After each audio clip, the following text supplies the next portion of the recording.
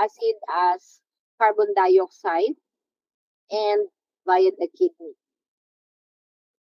Then what are bases? Bases naman, so si acids maraming hydrogen, bases contains no hydrogen ions. They are hydrogen ion acceptors. Okay? Ion na, hindi iron. Acids are hydrogen donors. Bases are hydrogen acceptors. So they accept hydrogen ions from acids to neutralize or to decrease the strength of a base or to form a weaker acid. Now, we have these regulatory systems of hydrogen ion concentration in our blood. So yung donation, acceptance ng hydrogen ions are being controlled by these regulatory systems. And they are number one called as buffers. Buffers are the fastest acting regulatory system in our body. Yan lang yung unang regulatory system natin in the form of buffers.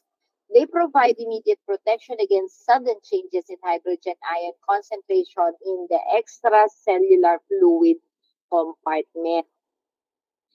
They are reactors that functions only to keep the pH within the narrow limits of stability when too much acid or base is released into the system, and these buffers either absorb or release hydrogen ions as needed. So kung acidic yung blood ng pasyente. In alkalosis naman, Sorry. pH, the pH increases and the respiratory rate and depth decreases. So kino-contain naman niya. So mataas ang pH kulang sa hydrogen. So hindi niya ilalabas yung hydrogen. For a while. Okay, so Okay. dito. Naku, sorry. Oo Aside nga. from the Dito tayo different buffer kanina. systems, ito yung mga organs that are involved in the regulation of acid-base balance. First, in alkalosis naman. Okay, respiratory alkalosis the pag sa pH lungs. increases and the respiratory rate and depth decreases. So, kino-contain naman niya. So, mataas ang pH, kulang sa hydrogen. So, hindi niya ilalabas yung hydrogen, okay, ng lungs. Okay? So, mabagal ang respiration. Carbon dioxide is retained. Carbonic acid increases to neutralize and to decrease the strength of excessive bicarbonate. So, the action of the lungs is reversible. Pwedeng mabaligtad in controlling an excess or a deficit. So the lungs can hold hydrogen ions until the deficit is corrected, or it can inactivate hydrogen ions, changing the ions to water molecules to be exhaled along with carbon dioxide, correcting the excess. Okay.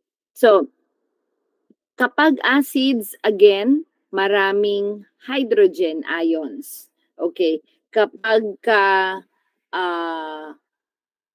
nag-accumulate yan, yung hydrogen ions, and katulad nung sabi natin dito kanina, okay? So, the normal blood pH is 7.35 to 7.45. Once the hydrogen ion levels in the blood decreases, as the pH of the blood tips to the left. Okay, so that is on the acidic side. Now, kapag ka naman in alkalosis, mataas yung pH ng blood, the scale now tips going to the right side. So, nagiging alkalotic. So, as the body's compensatory mechanism, magtutulungan. So, like what we have said a while ago, no, may buffer system. Now, the buffer system will be triggered once nagkaroon ng imbalance. So, a very good example is for, kunyari, either respiratory acidosis or alkalosis. Okay. Nasa mataas, more than 7.45 yung, kunyari, acidosis, tama, alkalosis. So, the pH is increased.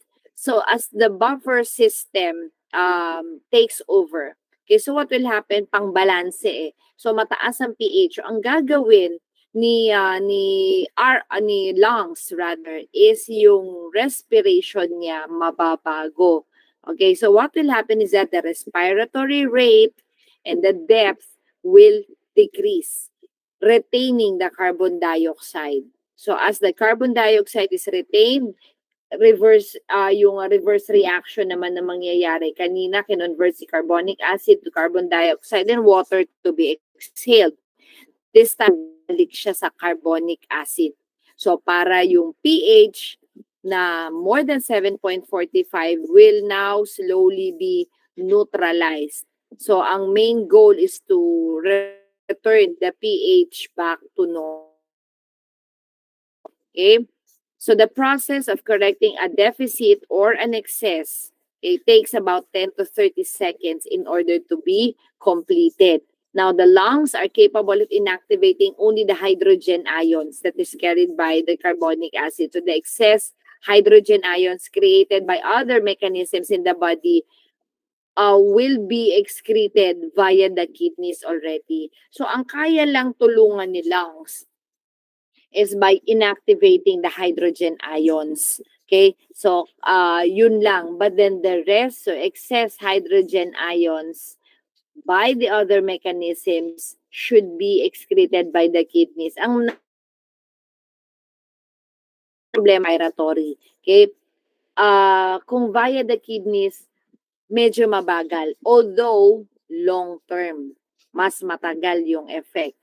Okay. So, naka-highlight ko dyan, in acidosis, the respiratory rate and depth increases in an attempt to exhale the acid. Pag sobrang acidic naman yung blood, ang mangyayari sa respiratory tract will be exhalation, mag-hyperventilate yung pasyente. Kapag in acidosis na maraming the bicarbonate levels rather are increased. So what will happen is that i-retain naman ni carbon dioxide ay ng lungs yung carbon dioxide para ma-retain yung mga hydrogen ions, maibalik sa normal. Do you get that? So nagtutulungan silang dalawa. And then these are the kidneys. So like what I have mentioned, mabilis yung reaction ng lungs. 10 to 30 seconds, mako-correct yan. But mabilis din siyang mawawala. No, this is the yung kidneys will have to take over. Okay, so the kidneys provides a more inclusive corrective response to the acid-base disturbance than the other corrective mechanisms, although mabagal. Okay, renal excretion is slower compared to the lungs. So compensation may take few hours, even several days. Although the compensation is more thorough, mas masinsinan, and selective. Okay? So, yan lang ang mas maganda sa kanya. So, yung immediate response natin, it will be via the lungs. In acidosis, ito kidney as the regulatory organ.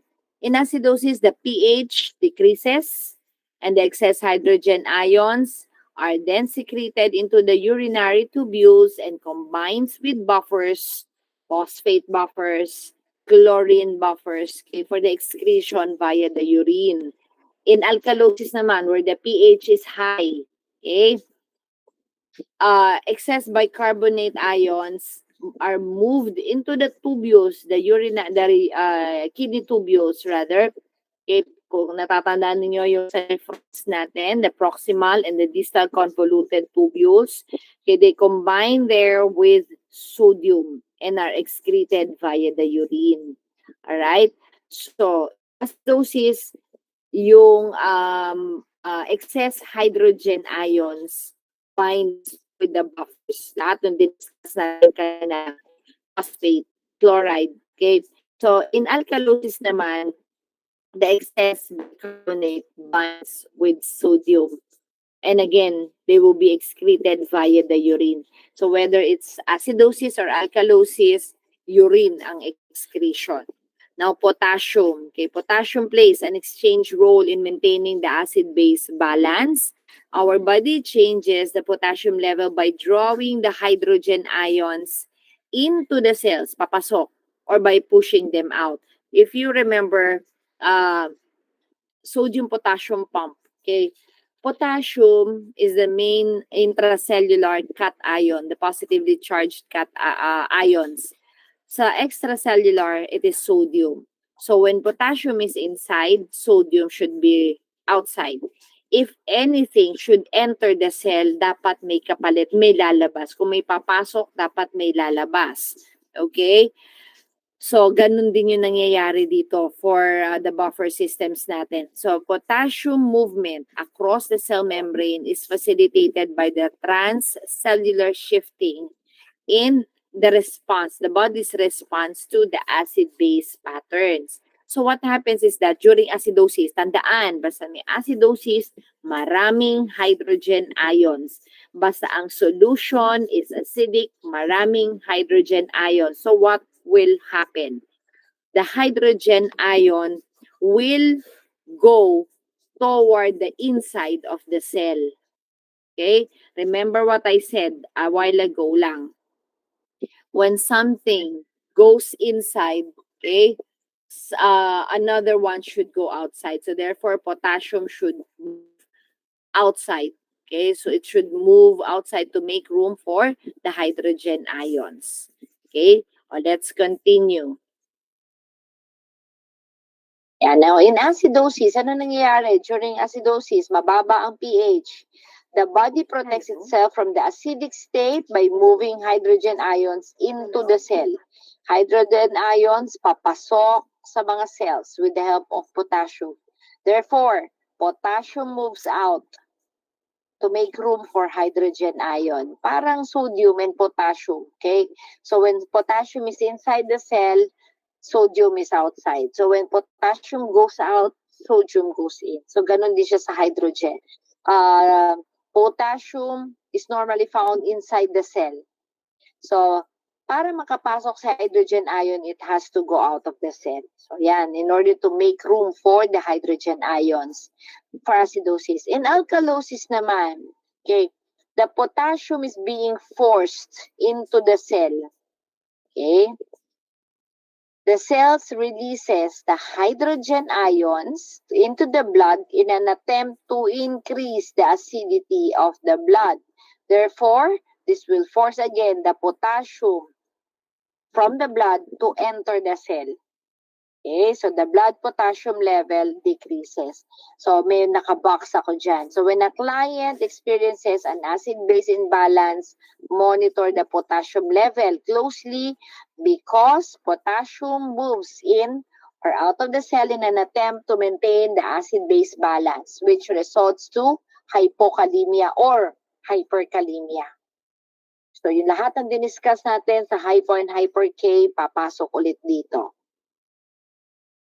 Alright, so ano ito? Figure 9-2 is the movement, showing us the movement of potassium in response to changes in the extracellular fluid hydrogen ion concentration. So yan yung first picture. Okay, normal condition.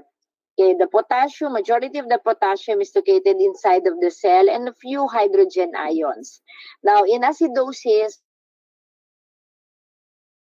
marami yung hydrogen ions sa blood, mababa ang pH. So what happens is that para makapasok yung hydrogen ions, extra hydrogen ions in the blood, lalabas si potassium from the inside of the cell, allowing hydrogen ions to enter. Hindi sila pwedeng walang gagalaw kasi mapupuno yung cell. If one molecule goes in, one molecule has to go out. Okay. So, kabaligtaran din alkalosis naman. Okay. In alkalosis, si potassium ang papapasukin. Okay. Since mataas yung pH, kulang ang hydrogen ions, potassium will go in the cell, forcing out the hydrogen ions to go out. Okay. But again, be careful nga, baka kasi dyan sa dalawang mechanism, either acidosis or alkalosis, pwedeng mag-develop ng hyperkalemia or hypokalemia. Yan. Okay, so let us now start with the imbalance. Meron tayong 4.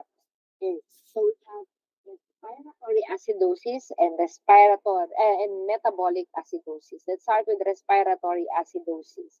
So the concentration, the total concentration of buffer base is lower than normal. Okay? With the relative increase in the hydrogen ion concentration, thus a greater number of hydrogen ions circulating in the blood that can be absorbed by the buffer system. Okay? That's acidosis in general. What are the causes of respiratory acidosis? Primary defect lies in the lungs or any change in the normal respiratory pattern. Kaya siya respiratory acidosis or alkalosis is because ang primary cause nila sa baga, sa lungs. Okay. Kanina we have discussed about the buffer systems. So the lungs is capable of regulating the amount of hydrogen ions. Kung sobra na, it can release the hydrogen ions in the form of carbonic acid as pag in-exhale natin, carbon dioxide. Okay. Pag hindi naman, it can retain. Okay. So, obstruction of the airway or depresses the respiratory system can cause the respiratory acidosis. Yan. Okay. If a client has a condition that causes an obstruction of the airway or depresses the respiratory system, monitor the client for respiratory acidosis. Anong tawag dyan?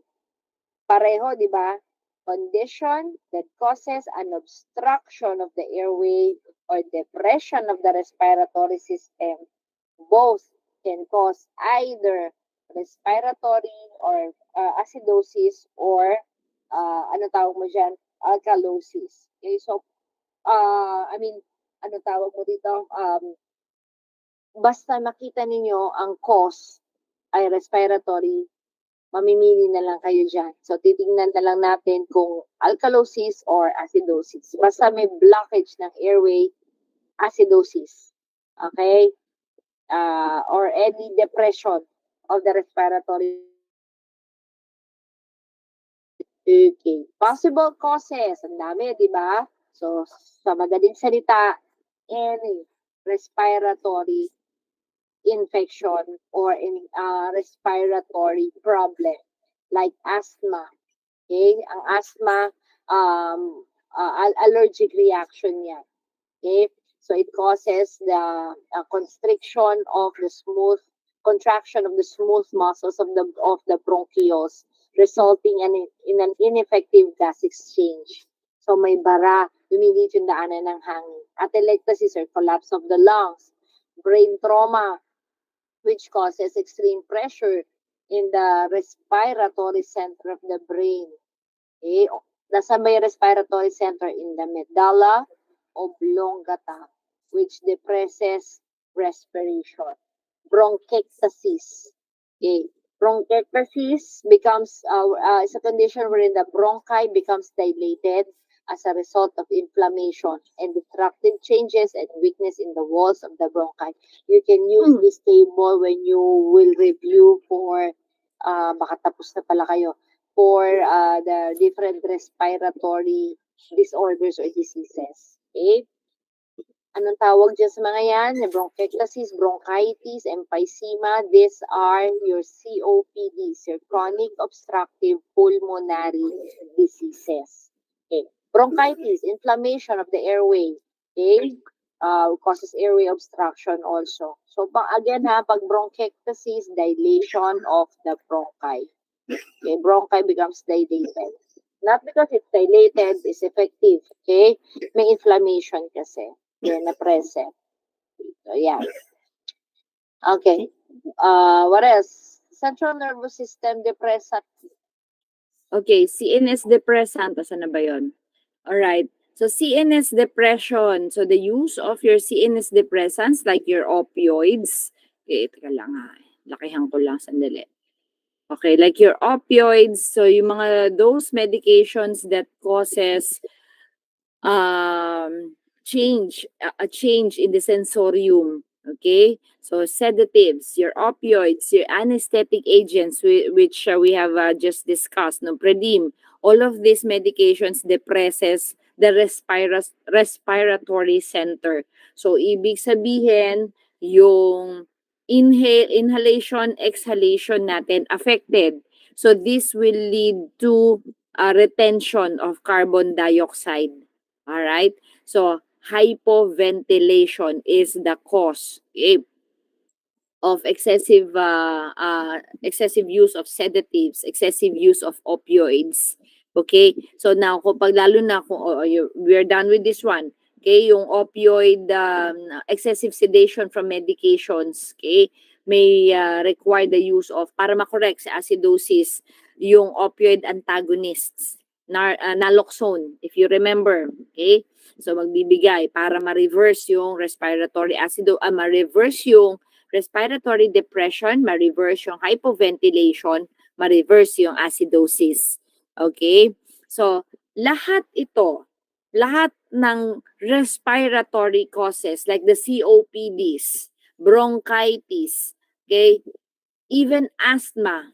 Okay, asthma is not a COPD. Asthma is actually an allergic reaction.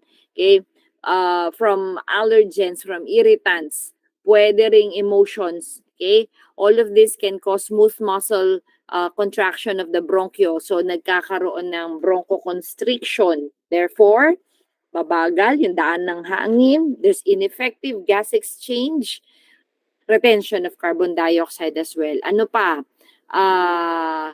So, hypoventilation. So, ayan na, nasa right side of the screen. Okay, so again, retention of carbon dioxide, pneumonia, lahat ng yan, basta pulmonary cause, even pulmonary edema. Okay, so all of this, pulmonary emboli pa pala, ayan. So yung may blood clot that have reached the pulmonary circulation, that have blocked the airway, okay, it may lead to okay, it results to airway obstruction. So, same thing, retention of carbon dioxide. Lahat yan, okay, basta nagkaroon ng hypoventilation as an effect, it can increase the hydrogen ions in the blood due to retention of carbon dioxide.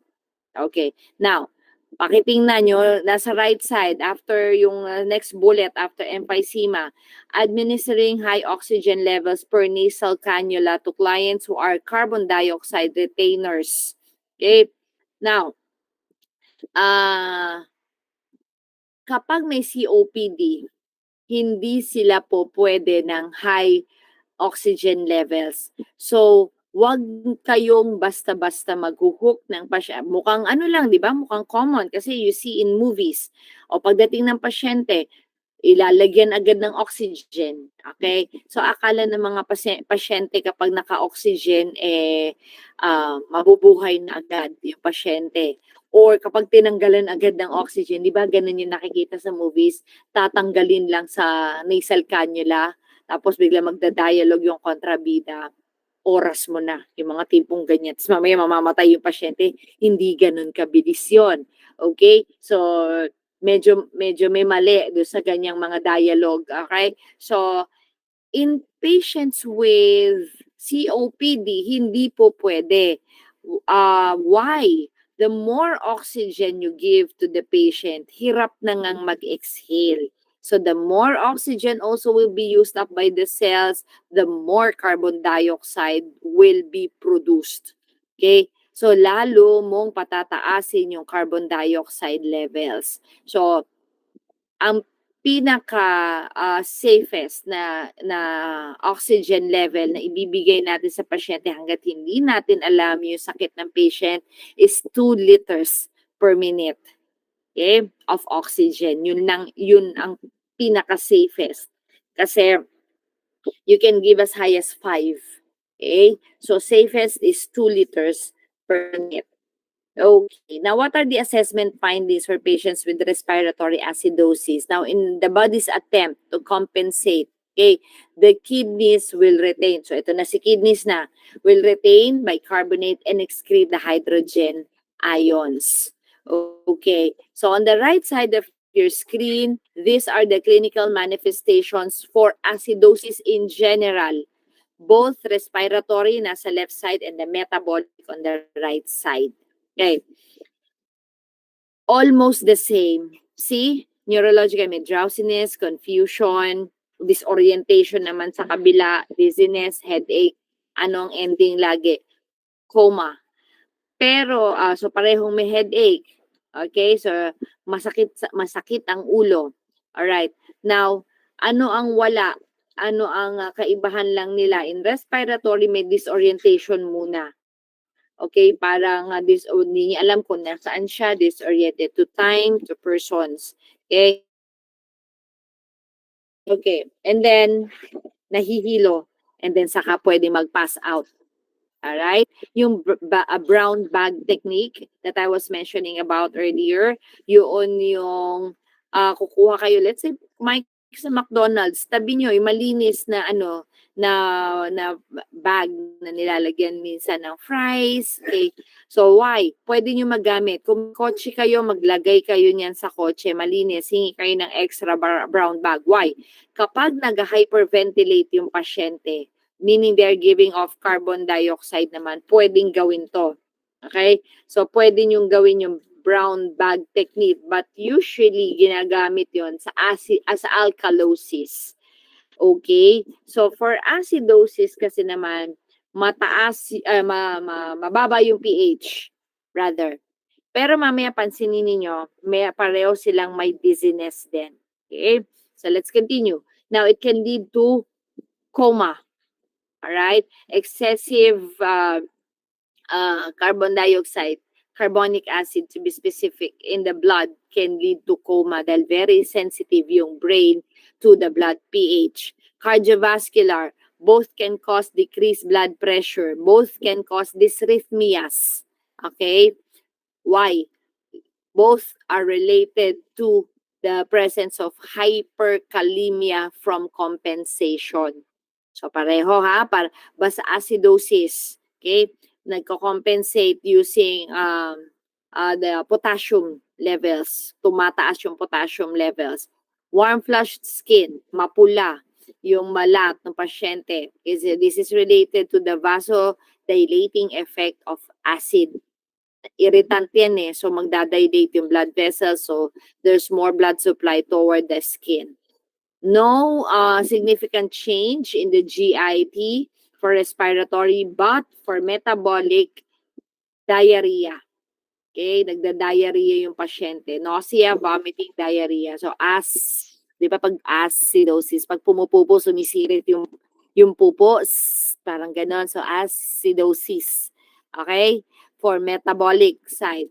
And then respiratory, dito tayo may changes. Okay? No significant change for metabolic, but for the respiratory acidosis side, the patient can have seizures. Okay? Now, hypoventilation with hypoxia, wherein the lungs are unable to compensate when there is a respiratory problem already. So, hindi kaya ng buffer system. Kasi why? Ang pangtulong kasi yung lungs. Yung lungs ang may problema. Okay? So, there's hypoventilation with hypoxia. But look at the metabolic acidosis side.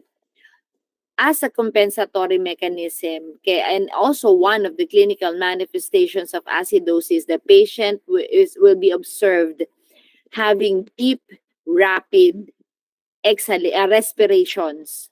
Okay? So this is known as the Cosmos respiration. Tawag ko dyan dati ng estudyante, ako'y parang naghihingalo. Malalim yung paghinga at mabilis. Okay, mabilis yung respirations. So this is a compensatory action of the lungs to give off some of the carbon dioxide, okay, to help correct the metabolic acidosis. Tutulong siya. Okay, i-exhale niya lahat yung mga yan. Okay, now, what are the manifestations for respiratory distress? So, give O2 as prescribed, pero like what I've said, low dose. Place the patient in semi-foulus position to promote lung expansion.